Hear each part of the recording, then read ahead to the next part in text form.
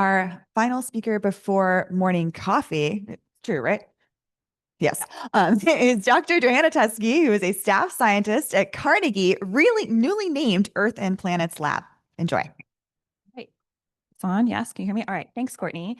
Right. So today, I have the pleasure of talking to you following BJ's excellent talk about JWST results of exoplanet atmospheres. Thanks to the SOC for the opportunity to speak here. I've attended many Sagan workshops and they're just wonderful. Since I'll be talking about the landscape of JWST exoplanet atmospheres, I wanted to recognize the Gabrielino Tongva Nation, which is the Aboriginal tribe of the LA Basin and the original caretakers of this land. This is a picture of the Gabrielino Trail. And since we're meeting on that land, I just wanted to acknowledge our gratitude for that and also acknowledge the staff at IPAC and Caltech for making it possible to be here and work safely and comfortably. A couple more acknowledgements. I'm just going to flash up a bunch of names of my collaborators. I'm working with lots of amazing people, lots of early career scientists. I have borrowed lots of figures from these JWST review papers. And so those have come out recently and I encourage you to check those out. And just a quick advertisement, if you're on the postdoc job market and interested in exoplanets, please consider applying to Carnegie for any of these fellowships. I'm happy to talk more about that. Finally, this is not a technique talk. We've heard a lot of those this week. The Sagan workshop in 2023 was all about characterizing exoplanet atmospheres. And so I encourage you to check out those talks and slides. I also posted that in the Slack channel. So getting started, JWST has been operating for a few years now, but we're still sort of in the early days of getting out the results. But the landscape of atmospheres is already clearly different. And so here I'm showing exoplanet period versus radius. This is another great plot made possible by the NASA Exoplanet Archive advertisement. And so the gray points are just all the planets that we have radii measurements for. The green dots were those with atmospheric observations before JWST, and then the ones in the yellow symbols are with published JWST observations. So you can see just in terms of numbers that a lot of the types of planets that BJ was talking about, those are now being probed more with JWST observations, whereas that was harder previously. What this plot doesn't show is like many other axes of wavelength coverage, of time resolution. And so there's all sorts of really exciting science and new things that are coming out of these JWST observations of exoplanet atmospheres. I don't have time to talk about all of them today. And so apologies to the direct imaging folks. I'm not really going to talk about the directly imaged planet results. Or like young planets. I'm going to touch on a few things in each of these populations. But again, this is incomplete. So I tried to put together an ADS library of all these papers that have come out in the last 5 years. It will also be incomplete. And so I'm happy to add more papers to that as well. And I posted that in Slack too. Okay, so starting with on the giant planets, and I'm mostly talking about, like I said, close-in transiting planets. The extended wavelength coverage of JWST is really providing a new window into their atmospheres. I'll start with sulfur species, since this was sort of a surprise detection. And what I'm showing here is the combined across multiple JWST instruments spectrum of the fairly hot Jupiter WASP-39b. And so this was part of the JWST Transiting Exoplanet Community Early Release Science Program. That was hundreds of scientists across the globe coming together to analyze kind of the first results from the JWST exoplanet program. And you can see a detection of SO2 around 4 microns, which was a surprise and delighted the theorists in the group for a little while. There's several Slack channels about that. And then also at longer wavelengths later with MIRI observations through a DDT program. And so this sulfur, SO2, in the hot Jupiter atmosphere isn't produced by volcanism like it is on more terrestrial planets, but it's a product of photochemistry. And so that's kind of this reaction network that's shown at the bottom. The more stable and reduced species, H2S, which would kind of be the equilibrium expected species in this type of atmosphere, reacts with hydrogen to form SH, and eventually in the upper part of the atmosphere, the UV radiation from the star to produce SO2. And so this was the first unambiguous detection of photochemical products in the atmosphere of a planet outside our solar system. And in the same paper, on the upper right, the authors use their photochemical model to illustrate how SO2 can be a good tracer of atmospheric metallicity.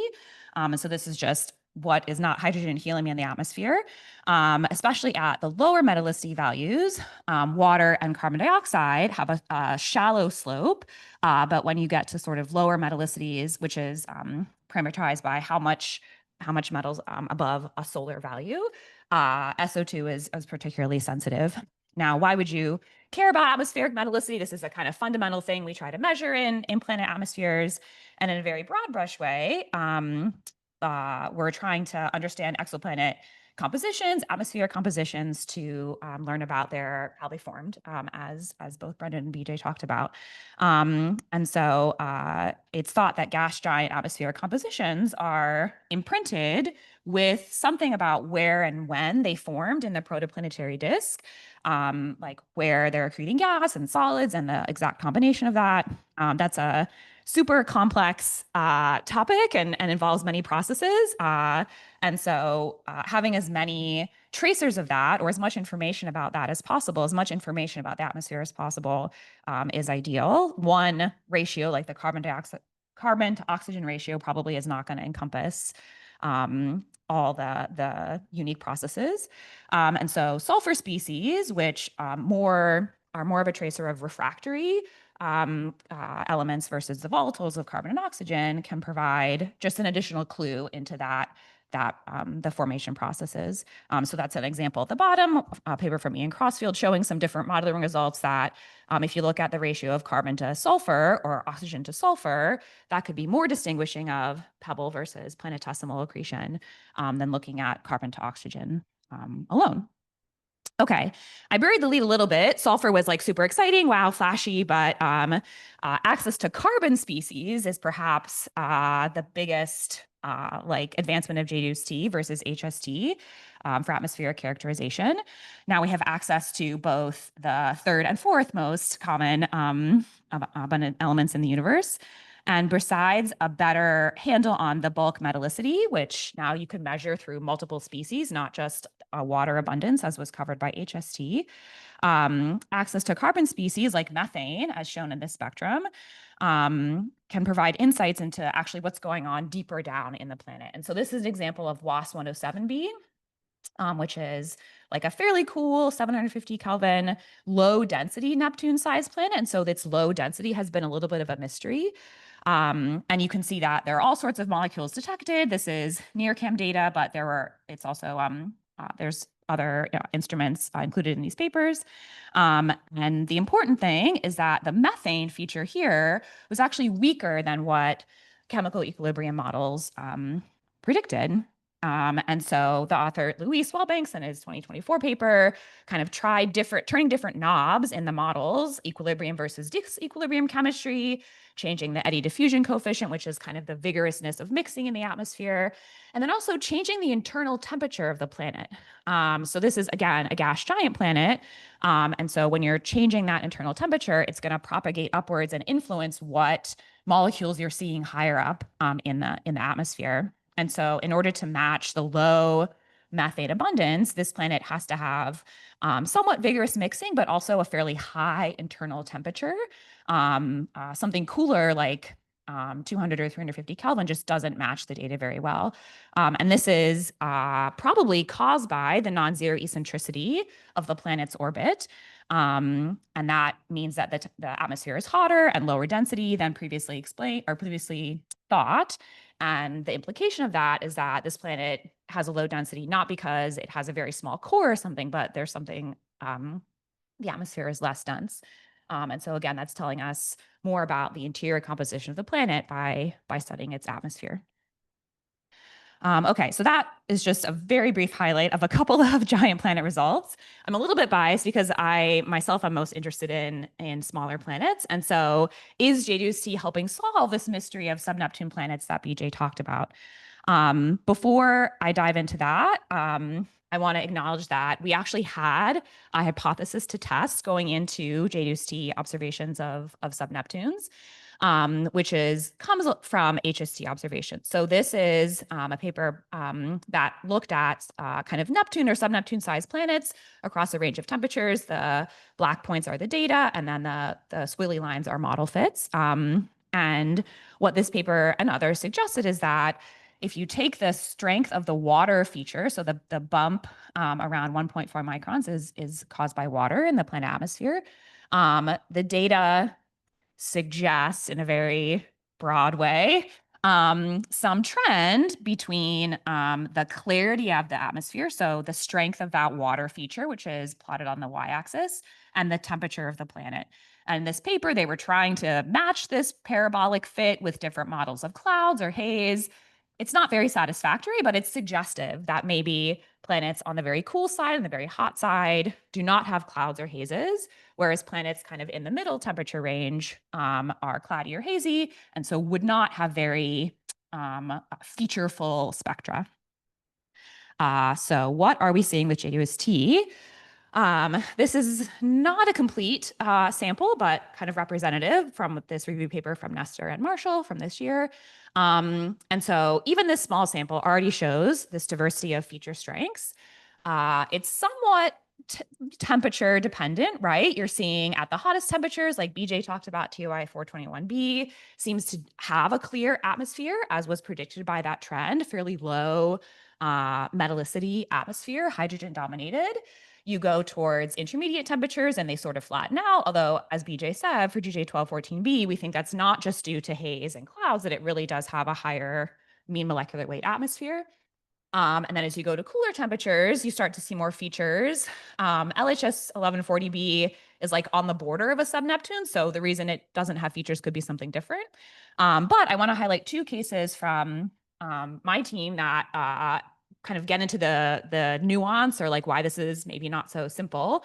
The first is TOI 836b, or sorry, C, which has a flat or like featureless spectrum. Oh, and just as a reminder, the transmission depth of an exoplanet atmosphere is sensitive to this scale height, which is a function of the temperature of the atmosphere, the surface gravity of the planet, and then this mu, which is the mean molecular weight.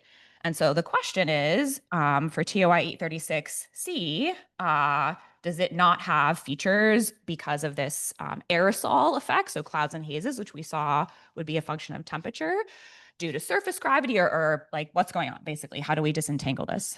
And so from this featureless spectrum, we're able to place constraints. We're not detecting anything, but we can rule out parts of the parameter space. And so lower metallicity atmospheres are ruled out. We don't see big features. So the atmosphere must have higher metallicity because it not like tamps down the features. Or it could actually have a low metallicity and just very high cloud top or haze, like very high up in the atmosphere. But then there's part of the parameter space that we can't rule out, which is still possible in these observations. And as you'll see, that includes this scenario of higher metallicity atmospheres.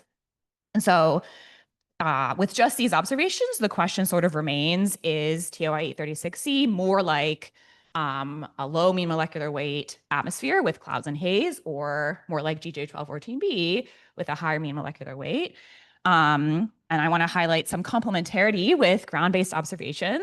Michael Zhang detected escaping helium from this planet's atmosphere. And that the data are the black points. And that actually seems to be consistent with not a 1 times or 10 times solar metallicity atmosphere, but something that's a little bit more metal rich. And so that suggests we're more in the kind of red part of that spectrum, or that plot for this particular planet. And I also want to highlight Evie's paper on GJ 3090b, which they do something very similar, and the helium detection is made with JWST.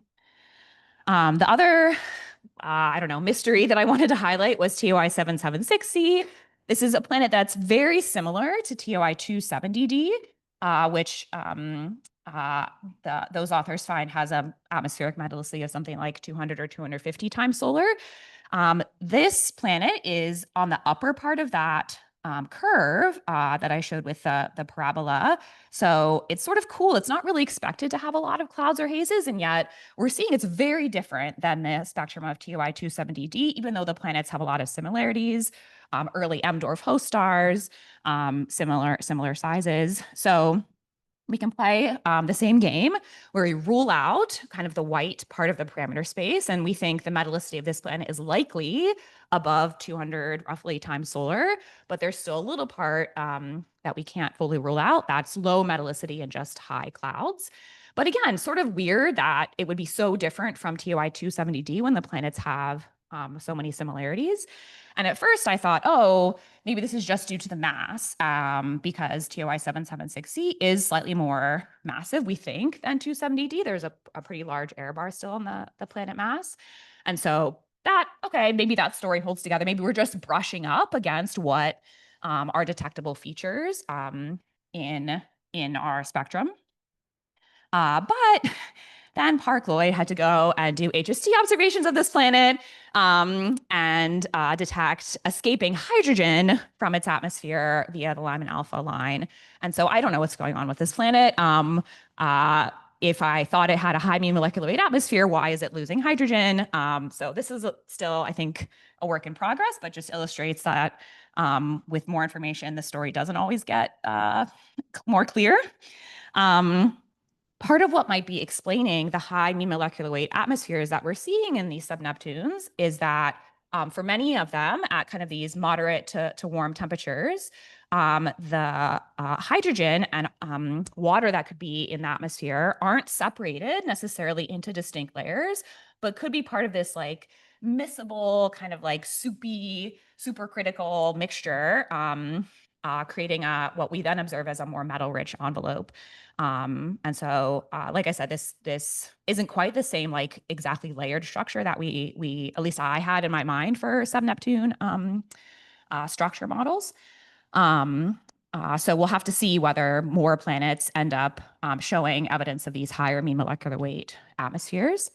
You'll notice in this cartoon from Bjorn's paper that he also pointed out this two other categories of sub-Neptunes or mini Neptunes, one of which is this Hycean world, which someone mentioned, that are cool enough that water is condensing out of the atmosphere. So you're not going to see in the atmosphere, and they may have the liquid water oceans underneath a hydrogen, helium, or dominated envelope. And so, yes, the like canonical example of this is K218b, which has many papers and press releases and things about it.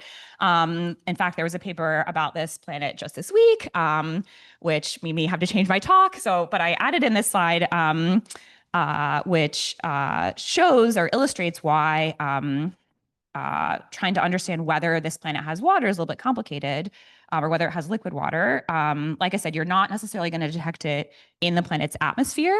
And so Renew has this very complicated flow chart, which I tried to make for my slide as well, which I don't need to go through. But the point is, if you want to get down to a small atmosphere over a liquid water ocean, you have to go through this decision tree. You know, does it have transmission features? Yes or no? Does it have CO2? CO2 is a powerful indicator of the atmospheric metallicity. It's gonna be a small feature in low metallicity atmospheres. Does the atmosphere show ammonia or HCN, as BJ talked about? Not having this nitrogen species might mean that it's been depleted by photolysis or just dissolved in the ocean. And so just going through this, the bold yeses and nos are sort of what Renew argues for K218b in his latest paper, in their latest paper. And so they are, I would say, increasing the evidence for a small atmosphere over a liquid water ocean, but there's still other possibilities. But exciting new work. They have new data in their paper, which I encourage you to check out. And then there are cases that they just totally buck the trend of that parabola that I showed at the beginning from HST. This is another kind of borderline sub-Neptune radius valley planet, GJ 982070. And this study shows many water features in this planet spectrum. And so I saw this and I was like, yes, water. Like BJ said, that means like this is an indicator that it formed farther out and migrated inwards. And like finally, we're getting some information about something we can tie to the formation processes of these planets. Because if it formed beyond the ice line, accreted water ice, and then that kind of evaporated into the photosphere, then maybe that's what we're seeing with this planet.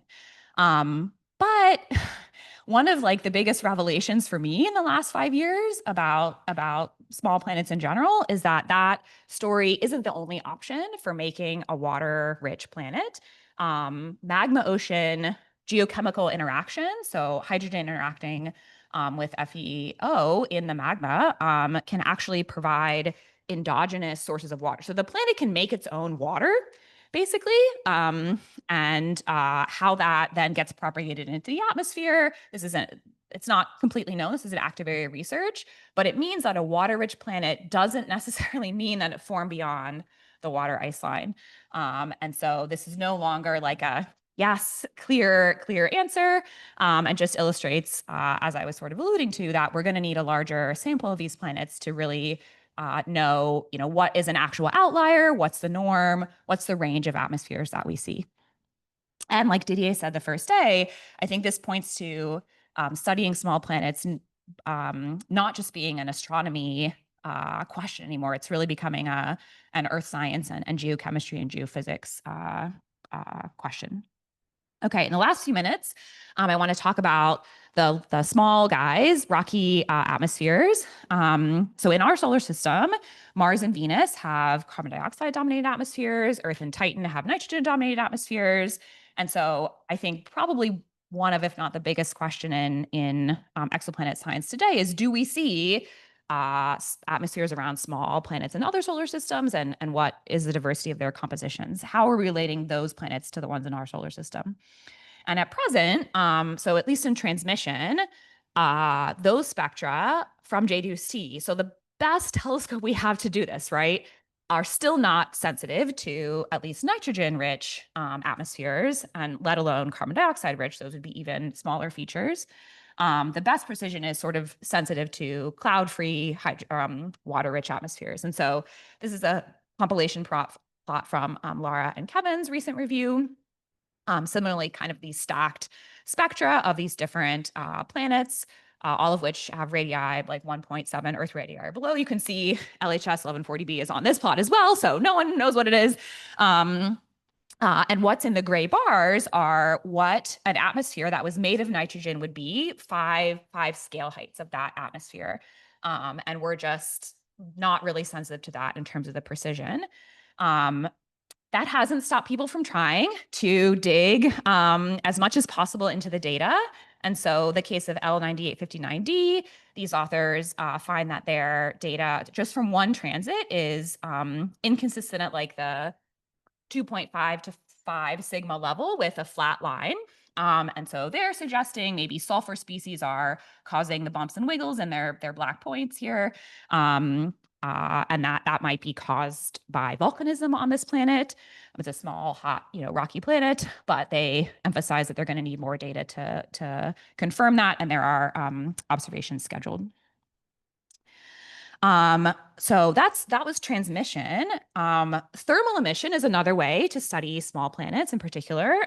So this is data when the planet passes behind the star, and enables us to estimate the brightness temperature of the planet. These are not just JWST observations, but many of them are. And this is plotted as a function of like the temperature as the light is impinging right on the planet, and then how that is distributed across the planet's surface. So the day side brightness temperature, the perfect black body is the black line. And you can see that for these cooler planets, they're inconsistent with high mean molecular weight atmosphere that has 100% heat distribution. But whether they are atmosphereless surfaces or have some sort of thin atmosphere, that's still an open question.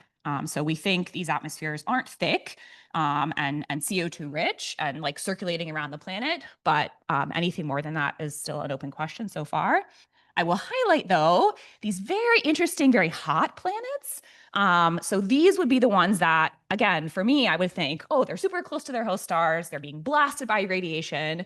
No way they would have atmospheres, right? Those would be the ones I would expect to be bare rocks, more consistent with that line, but they're not. And so an example here from 55 Cancri E suggests that maybe the atmosphere is something that's being outgassed by the planet, that it's a secondary volatile rich atmosphere. But I'll highlight that each of these light curves here are different visits of the planet. And so you can see that this is the same planet, but it's doing different things. And so whether that variation is actual variability in the planet atmosphere or something about data systematics is still unclear.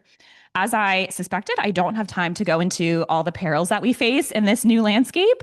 Those will be in the slides. Basically, the stars, especially M dwarfs, have inhomogeneous surfaces, so we need to take that into account.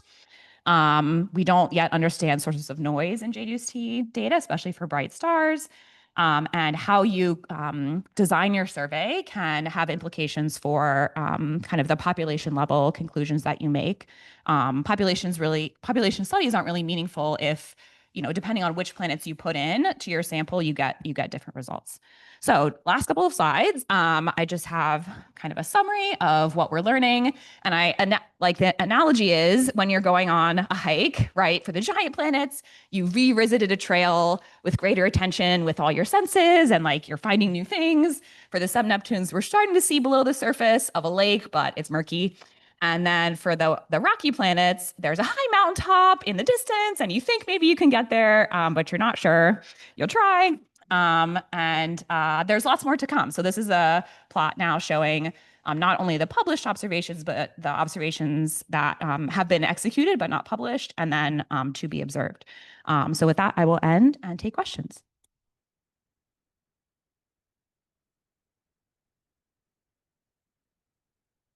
If you have questions in the room, please come forward. Online, we have a question from Rajwardhan Shivaji Carly, which is, what are the major changes in a star's output as it evolves from the main sequence to the red giant phase? And how do these changes affect the atmosphere of orbiting exoplanets?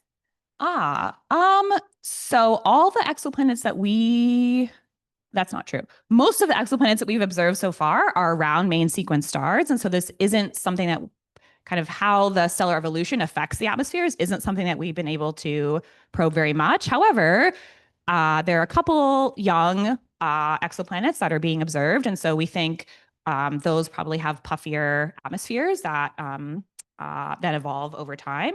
And there are a couple planets that have been detected around white dwarf stars. So that's after a main sequence, a sun-like star has gone through the main sequence and lost its outer atmosphere.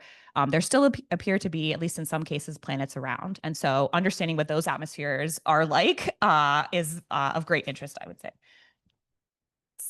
Time for one more question. Okay, I'm going to take prerogative and ask a question, which is, you show these amazing spectra and beautiful models. And I notice when I look at them, my eye is drawn to the model, and then I tend to see correlations that may or may not be there. Yeah. So what do you think we as a community need to do to ensure that we're not getting excited about things that might be systematic noise? Yeah, that is a very good question. There are a couple different approaches that people have taken. So for instance, Louise Wellbanks has advocated a process that is not new, but applying it to exoplanet atmospheres called leave one out analysis, where you try to re-perform your atmospheric analysis, but taking out individual points from the data. Our spectra aren't very high resolution. And so if you find that your conclusion then depends on one or two points in your spectrum, that probably is not super robust. But I think broadly, better understanding the systematic noise, and this is also an active area of research, does it depend on stellar brightness? Does it depend on whether what you're observing before and after your transit? That needs more work. Great. Thanks. Let's thank Dr. Teske again.